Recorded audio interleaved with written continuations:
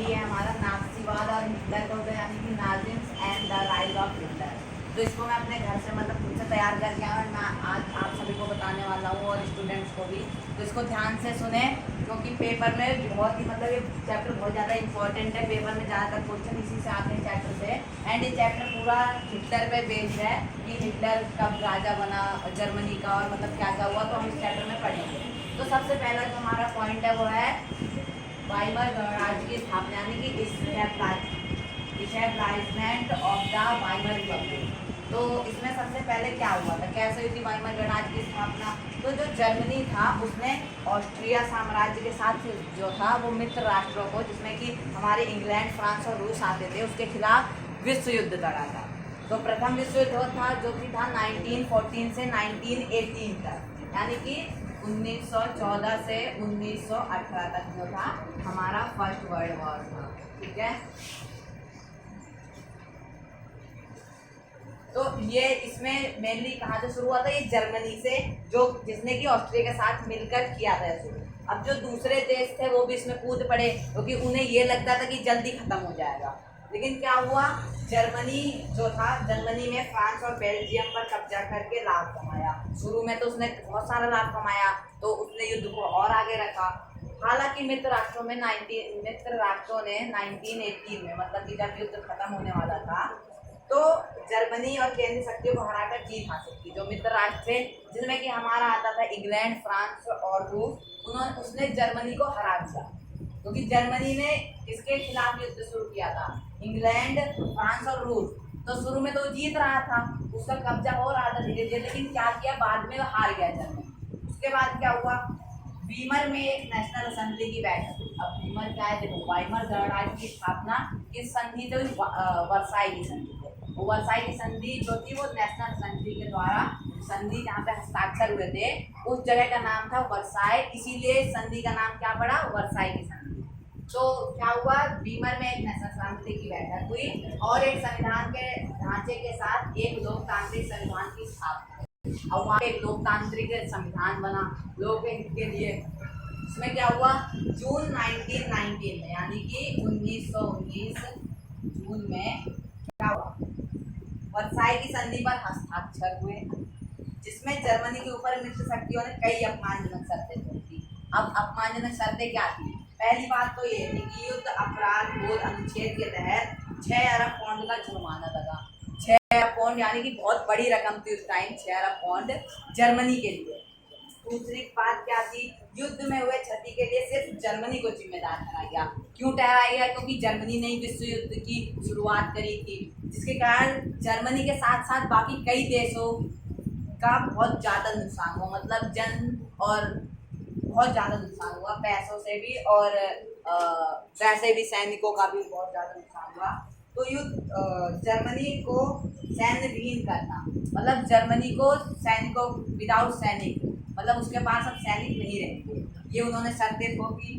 दूसरी शर्त क्या थी कि सारे उपनिवेश 10% आबादी, 13% भूभाग और 75% लौह भंडार और 26% कोयले भंडार का मित्र राष्ट्र में आता था। अब क्या हुआ, 10% जो थी वो आबादी बांटती थी, यानी कि अगर 10 करोड़ आबादी है जर्मनी की, एक एग्जाम्पल लेके चलते हैं, तो उसमें से 1 करोड़ आबादी उसे मित्र राष्ट्रों के साथ बांटनी पड़ेगी। मतलब अपने देश की जनता को उसे मित्र राष्ट्रों के यहाँ भेजना पड़ेगा काम करने के लिए, अगर उन्हें जरूरत होगी तो।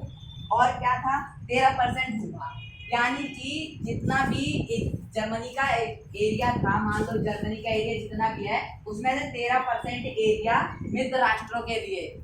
मित्र राष्ट्रों के लिए क्यों? क्योंकि भाई उन्होंने शर्त थोपी दी है उसके ऊपर कि 13% एरिया हम यूज करेंगे तुम्हारा।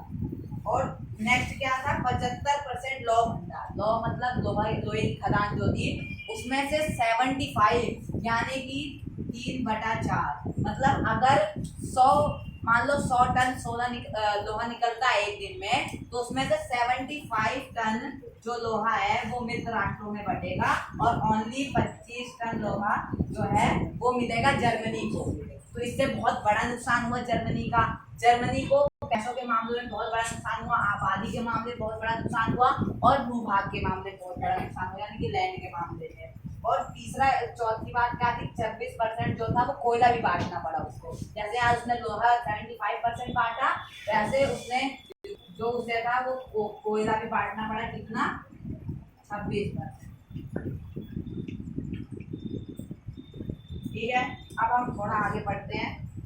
अब वर्साई की संधि द्वारा जर्मनी में वाइमर गणराज्य की स्थापना हुई, मैंने ये बता दिया। तो ये जो हमारा टॉपिक था खत्म हुआ। मेन पॉइंट जो थे मैंने आपको बता दिए, ज्यादा लंबा नहीं, आपको समझ आ गया होगा। क्योंकि अगर हम पढ़ाई लगातार 30-40 मिनट करते हैं तो हमें कोई चीज कम समझ आती है, लेकिन हम थोड़ा थोड़ा करके पढ़ते हैं तो वो चीज हमको अच्छे से समझ आ जाती है। तो नेक्स्ट जो हमारा टॉपिक है वो वाइमर गणराज्य के सामने आई समस्या। अब वाइमर गणराज्य की स्थापना तो हो गई वर्साई की संधि के कारण, लेकिन उसके सामने क्या क्या प्रॉब्लम्स आई उसकी, क्योंकि जब भी कोई नया कानून बनता है तो कुछ लोग उसके साथ होते हैं, कुछ लोग उसके खिलाफ होते हैं। दो तरह के लोग होते हैं। या इंडिया में ही आप लोग देख लो कि जैसे अपनी अग्निपथ योजना आई है तो कुछ लोग तो साथ हैं उसके, लेकिन कुछ लोग खिलाफ भी हैं कि भाई सिर्फ 4 साल की योजना है, इसमें क्या ही प्रॉफिट है। तो वैसे ही इसके सामने कुछ समस्याएं हैं। जैसे वर्साई की संधि में, वर्साई में हुई सदी की वजह से जर्मनी को अपने सारे उपनिवेश तकरीबन, मतलब वही चीज जो मैंने अभी आपको बताया था कि 10% लोग और 13% जमीन, ये सब बांटना पड़ा। उसके बाद क्या हुआ, फ्रांस, पोलैंड और जो डेनमार्क के हवाले करनी पड़ी ये सारी चीजें। किसके हवाले करनी पड़ी, फ्रांस, पोलैंड और डेनमार्क के हवाले, जो मैंने अभी बताया 10% आबादी, ये सब चीजें। उसके बाद क्या हुआ, मित्र राष्ट्रों ने उसकी सेना भी भंग कर दी। युद्ध अपराध बोध अनुच्छेद के तहत युद्ध के कारण हुई सारी तबाही के लिए जर्मनी को जिम्मेदार ठहरा दिया, वही चीज बता दी। अब नेक्स्ट क्या है, आर्थिक संकट क्या है इसके सामने, वाइमर गणराज्य की स्थापना के बाद आर्थिक संकट क्या है। युद्ध में डूबे हुए ऋणों के कारण जर्मन राज्य आर्थिक रूप से अपंग हो गया। अब पहले मैं बता देता हूँ, देखो आर्थिक यानी कि इकोनॉमिक क्राइसिस।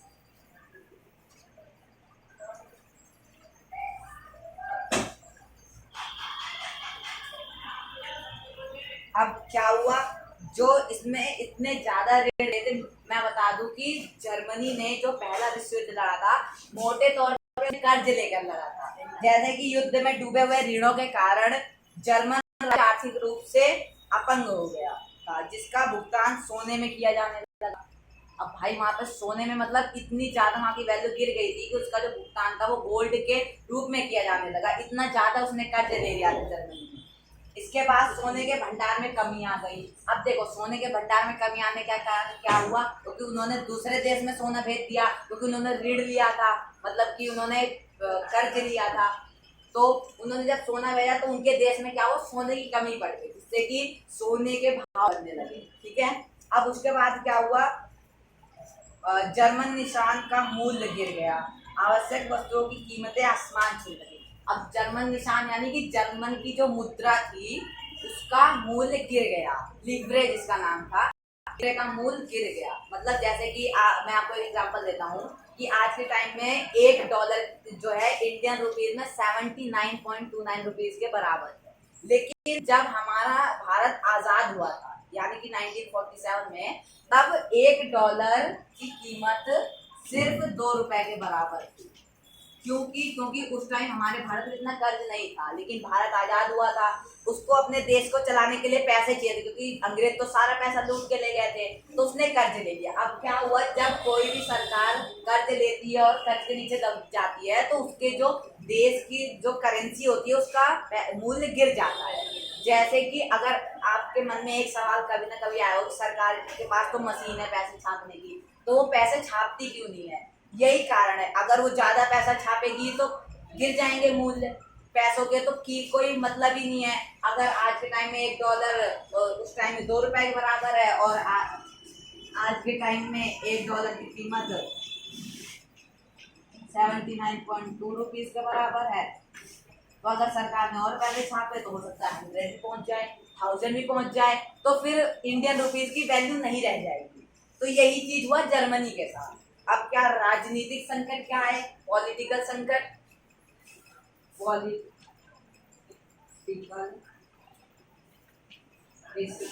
अब पॉलिटिकल संकट क्या है, अब राजनीतिक संकट क्या है?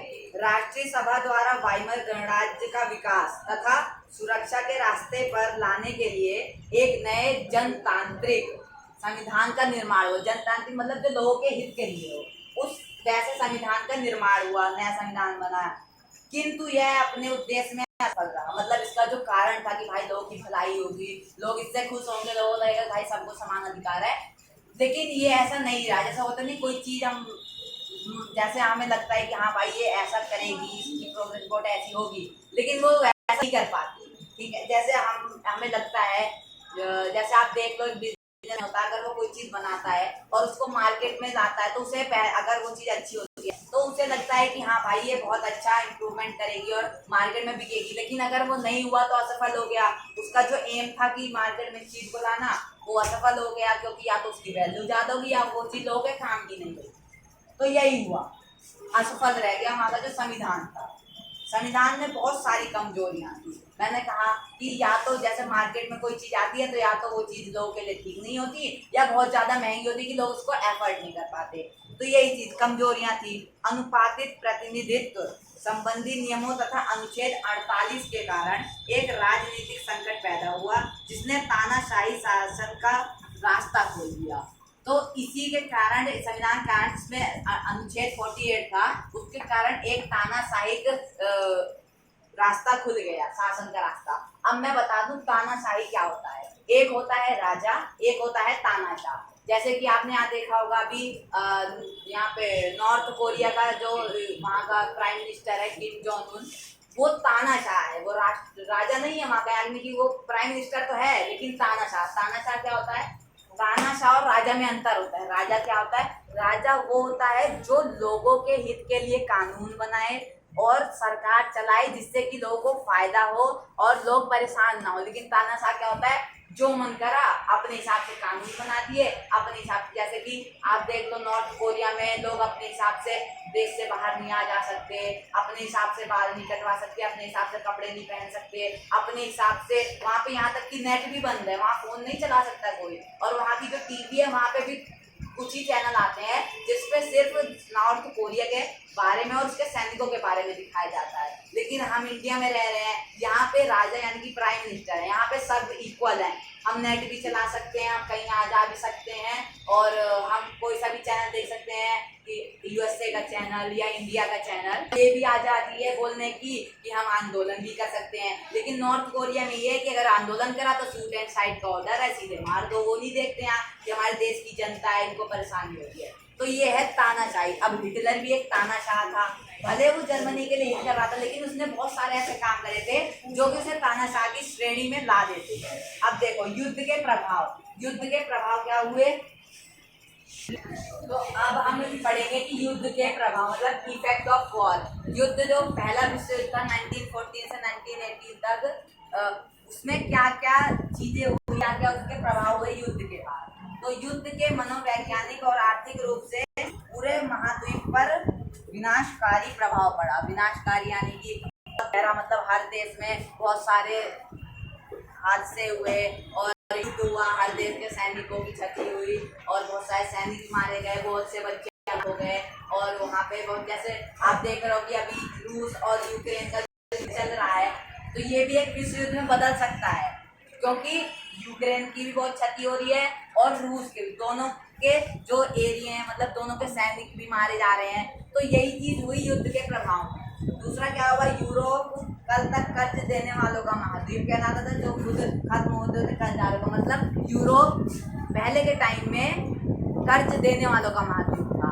यानी कि जैसे मान लो मैं यूरोप, ये यूरोप है, ठीक है, और ये है दूसरा महाद्वीप, मान लो एशिया है, ठीक है। तो यूरोप दूसरे महाद्वीपों को या दूसरे देशों को कर्ज देता था। लेकिन अब क्या हुआ? अब यूरोप को खुद कर्ज लेने की नौबत पड़ गई, क्योंकि भाई विश्व युद्ध लड़ा, संसाधनों के लिए यानी कि मशीनों के लिए, सैनिकों के रहने खाने सब चीज़ों के लिए उसको पैसा चाहिए था विश्व युद्ध के लिए। तो इसलिए उसने क्या किया? वो दूसरों से कर्ज लेने लगा और इससे उस पर बहुत ज़्यादा कर्ज आ गया। पहले महायुद्ध ने यूरोपीय समाज और राजनीतिक व्यवस्था पर अपनी गहरी छाप छोड़ दी। अब गहरी छाप यानी कि जैसे आप देख सकते हैं कोरोना आया था, तो हमें पता है क्या है कोरोना, हमें हमारे ऊपर उसकी गहरी छाप छूट गई है। अभी अगर हमारे आसपास कहीं कोरोना हो जाए तो हम उससे दूर रहेंगे, क्योंकि हमें पता है उसकी अवेयरनेस भाई क्या है, उसमें क्या क्या चीज़ें हैं, हम उससे मर भी सकते हैं, बहुत ज़्यादा तबीयत खराब हो सकती है हमारी, तो इसलिए हम दूर रहेंगे। ऐसी छाप छोड़ दी पहले विश्व युद्ध में, क्योंकि लोग देख चुके थे कि विश्व युद्ध होता क्या है, उससे क्या क्या होते हैं, हानियाँ होती हैं। अब उसके बाद क्या हुआ, सिपाहियों को आम नागरिकों में ज़्यादा सम्मान दिया जाने लगा। अब सिपाहियों को ज़्यादा सम्मान दिया, क्योंकि सिपाही जो थे वही विश्व युद्ध लड़ते थे। अब अगर उन्हें हम ज़्यादा सम्मान नहीं देंगे, आम नागरिकों से अलग नहीं करेंगे, तो उन्हें भी ये लगेगा कि भाई हम नॉर्मल है, हम इस जंग में हिस्सा ही नहीं लेंगे, तो फिर वो देश हार जाएगा, तो किसी पास सैनिक ही नहीं होंगे। अब उसके बाद फिर क्या हुआ, राजनेता और प्रचारक इस बात पर जोर देने लगे कि पुरुषों को आक्रामक ताकत और मर्दाना गुण, जो पुरुष थे मतलब वहाँ जर्मनी के जो भी पुरुष थे, उन्होंने प्रचारक ने ये वहाँ पे ये किया कि उन्होंने कहा कि आक्रामक यानी कि क्रोधीले, जैसे कि अगर तुम्हें कोई एक चाटा मारे तो तुम उसके 10 मार दो, ये होता है आक्रामक, क्रोधीला। और दूसरा क्या था, ताकतवर, यानी कि मतलब ज़्यादा ताकत हो उसके अंदर, सामने वाला आदमी देख के डर जाए उसको कि हाँ ये हत्या करता है। और तीसरी चीज़ है गुणों वाला, उसके अंदर बहुत सारी स्किल्स हों, हुनर हो अलग अलग चीज़ों के, तो ऐसे पुरुष चाहिए थे उनको, ठीक है। तो यहाँ पे ये जो था युद्ध के प्रभाव, युद्ध के क्या क्या प्रभाव थे हमने पढ़ा। अब हम नेक्स्ट टॉपिक पढ़ेंगे, राजनीतिक, रेडिकल और आर्थिक संकट। तो अब हम पढ़ेंगे राजनीतिक रेडिकलवाद और आर्थिक संकट, यानी कि political radicalism and the economic crisis. तो इसमें क्या हुआ, राजनीतिक रेडिकल वादी विचारों को 1923 के आर्थिक संकट से और बल मिला, मतलब उसको और ज़्यादा प्रोत्साहन मिला 1923 के आर्थिक संकट से, जब वहाँ में आर्थिक संकट आया था, जब वहाँ की वैल्यू बहुत ज़्यादा गिर गई थी। अब उसके बाद क्या हुआ, जर्मनी ने पहला विश्व मोटे तौर पर कर्ज लेकर लड़ा था। मैंने आपको शुरू में बताया था चैप्टर के बिगनिंग में कि जर्मनी जो था वो पहला युद्ध कर्ज लेकर लड़ा था, ठीक है। और उसके बाद क्या हुआ, युद्ध के बाद तो उसे स्वर्ण मुद्रा में हर जाना भी खरीदना पड़ा। ये भी बताया था मैंने आपको कि स्वर्ण मुद्रा और गोल्ड में उसे अपना जो दूसरे देश का कर्ज था वो चुकाना पड़ा। अब इस दौरे बोझ में जो जर्मनी था उसका जो स्वर्ण भंडार था वो खत्म हो गया था। आखिरकार 1923 में जर्मनी ने कर्ज और हर्जाना चुकाने से इनकार कर दिया, ठीक है। 1923 में इतना ज़्यादा कर्ज हो गया था तो उसने मना कर दिया, मैं नहीं दे रहा पैसे। अब भाई तुम किसी सामने वाले से तुमने कर्ज लिया है और तुम उसे मना कर दोगे तो वो तो या तुम्हें मारेगा या तो तुम्हारी कोई ऐसी चीज़ छीन लेगा भाई जिससे उसका कर्ज पैसे उसे वापस मिल जाए। तो ऐसा ही किया जिससे जर्मनी ने कर्ज लिया था उसने। इसके जवाब में फ्रांसीसियों ने जर्मनी के मुख्य औद्योगिक इलाके रूस पर कब्जा कर दिया।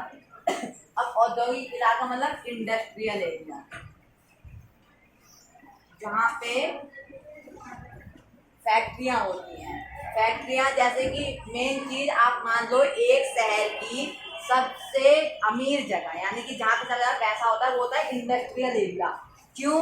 क्योंकि वहाँ पे हर प्रकार की फैक्ट्री होती है, लोहे की, सोने की, हीरे की, ज्वेलरीज बनती हैं और अलग अलग प्रकार जो भी हम चीज़ें पहनते हैं ये सब फैक्ट्रियाँ बनती हैं। और उसका एक एरिया होता है, ये नहीं कि कहीं भी फैक्ट्री लगा दी, इंडस्ट्रियल एरिया होता है। जैसे कि हमारे दिल्ली के पास नोएडा और गाजियाबाद साइड में है इंडस्ट्रियल एरिया। तो उस पर क्या था, जो फ्रांसीसी लोग थे जिससे कर्जा लिया था जर्मनी ने, उन्होंने कब्जा कर लिया ताकि उन्हें अपना कर्ज वापस मिल जाए। अब भाई इतनी बड़ी फैक्ट्री थी तो उन्हें कर्ज तो मिल ही जाना था, क्योंकि इतनी सारी फैक्ट्रियाँ थी, वो उन्हें टैक्स देती और फैक्ट्रियों से भी फायदा होता। और उसके बाद क्या हुआ, यह जर्मनी के विशाल कोयला भंडार वाला इलाका था, जहाँ पे कोयला मैंने बताया सोना चांदी हीरा मोती जो भी था वो इंडस्ट्रियल एरिया में होता है। जर्मन सरकार ने इतने बड़े पैमाने पर मुद्रा छाप दी थी कि उसकी जो मुद्रा की कीमत यानी कि मार्क थी उसका मूल्य बहुत तेजी से गिरा। मैंने आपको बताया था शुरू में कि इंडिया जब आज़ाद हुआ था तो $1 इक्वल्स टू 2 रुपीज़ थे और आज के टाइम में 79 रुपीज़ के बराबर है। मतलब कितने ज़्यादा पैसे गिर गए उस टाइम से आज। तो ऐसे ही जर्मनी के जो पैसे मार्क थे उसकी कीमत गिरने लगी दूसरे पैसों के मुकाबले। और उसको मैं आपको समझा सकता हूँ कि $1 की जो कीमत थी जर्मनी में जब पैसे छाप लिए थे उसने, तो वो थी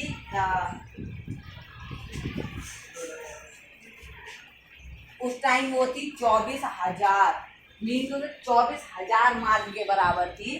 फिर उसके बाद क्या हुआ, जुलाई, ठीक है, जुलाई में लगभग उसका जो उसकी जो कीमत थी वो हो गई थी 3,53,000, 3,53,000 अप्रोक्स, समझ लो कितने गुना ज़्यादा हो गई थी। उसके बाद सिर्फ एक महीने के अंदर, उसके बाद फिर क्या हुआ, जुलाई के बाद अगस्त में, सिर्फ एक महीने के अंदर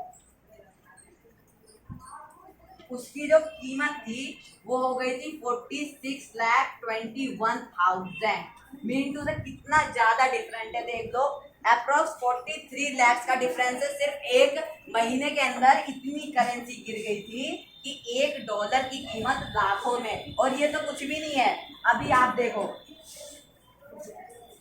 दिसंबर यानी कि लगभग साल के एंड में जो करेंसी की कीमत थी पता कितनी हो गई थी,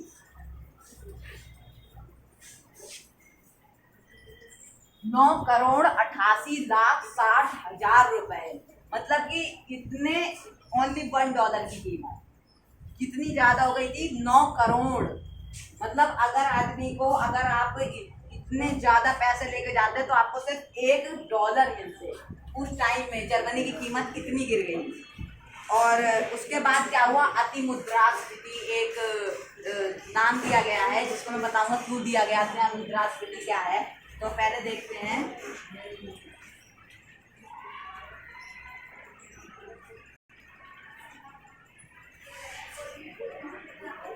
क्या है अति मुद्रास्फीति। और इसको जैसे जैसे माल की कीमत गिरती गई, मैंने बताया कि यहाँ पे देखो जुलाई में 3,53,000, फिर अगस्त में 46,21,000, दिसंबर में 9 करोड़ तक चली गई थी। तो वैसे ही जैसे जैसे इसकी कीमत गिरती गई माल की, मतलब जर्मनी की करेंसी की, जो चीजें थी, नॉर्मल चीजें, उसका जो दाम था वो आसमान छूने लगा। नॉर्मल चीजें, खाने पीने की चीजें, राशन, कपड़े, ये जो डेली यूज चीजें होती हैं, उसकी जो कीमतें थी बहुत ज्यादा आसमान छूने लगी, मतलब कीमतें बहुत बढ़ गई। उसके बाद क्या हुआ, जर्मन समाज दुनिया भर में हमदर्दी का पात्र बनकर रह गया, क्योंकि भाई लोगों को बहुत बुरा लगता था कि इतने ज़्यादा उसकी करेंसी गिर गई थी कि लोग भुखमरी की नौबत आ गई थी, लोगों के पास खाने को नहीं था। और उसके बाद क्या हुआ, रह गया, मुद्रास्फीति का नाम दिया इसी चीज़ को। ये जो मैंने बताया कि वहाँ पे वहाँ की करेंसी गिर गई थी और वहाँ पे आर्थिक संकट आ गया, तो वहाँ की चीज़ें महंगी हो गई थी, इसी चीज़ को अति मुद्रास्फीति का नाम दिया गया है। ठीक है, समझ आ गया सबके। जब कीमतें बेहिसाब बढ़ जाती हैं तो उस स्थिति को अति मुद्रास्फीति का नाम दिया जाता है। यही चीज़ है, ये चीज़ समझ, आई होप आप सभी को समझ आ गई होगी। एंड आज इतना ही, बाकी हम कल पढ़ेंगे, कुछ पार्ट्स अभी बाकी हैं इस चैप्टर्स के मेन, तो वो हम कल पढ़ेंगे। और आज इतना ही, सो